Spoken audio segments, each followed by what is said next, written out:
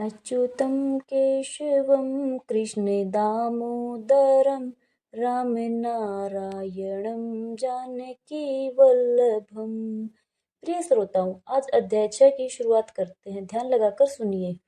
पूर्व समय में सतयुग के उत्तम निषेध नामक नगर में हेमकुंडल नाम वाला कुबेर के सदृश धनी वैश्य रहता था, जो कुलीन, अच्छे काम करने वाला, देवता, अग्नि और ब्राह्मण की पूजा करने वाला, खेती का काम करता था।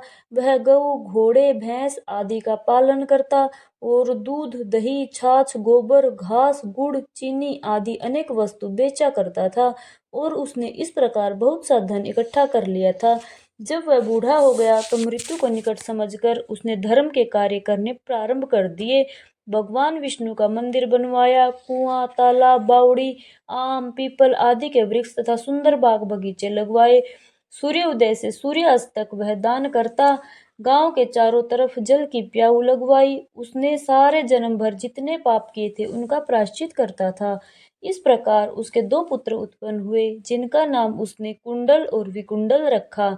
जब दोनों लड़के युवावस्था को प्राप्त हुए तो हेमकुंडल वैश्य गृहस्थी का सब कार्य सौंपकर भगवान की तपस्या के निमित्त वन में चला गया और वहां विष्णु की आराधना में शरीर को सुखाकर अंत में विष्णु लोक को प्राप्त हुआ। उसके दोनों पुत्र लक्ष्मी के मद को प्राप्त होकर बुरे कर्मों में लग गए। वैश्यगामी वीणा और बाजे लेकर वैश्याओं के साथ गाते फिरते रहते थे। अच्छे सुंदर वस्त्र पहनकर, सुगंधित तेल आदि लगाकर, भांड और खुशामदियों से घिरे हुए हाथी की सवारी किया करते थे और सुंदर घरों में रहते थे।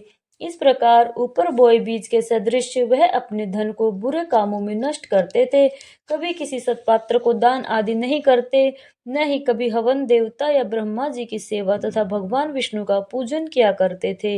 इस प्रकार थोड़े ही दिनों में उनका सब द्रव्य नष्ट हो गया और वह दरिद्रता को प्राप्त होकर अत्यंत दुखी हुए। भाई, जन, सेवक, उपजीवी सब इनको छोड़कर चले गए और राजा के भय से नगर को छोड़कर चोर तथा डाकुओं के साथ वन में रहने लगे।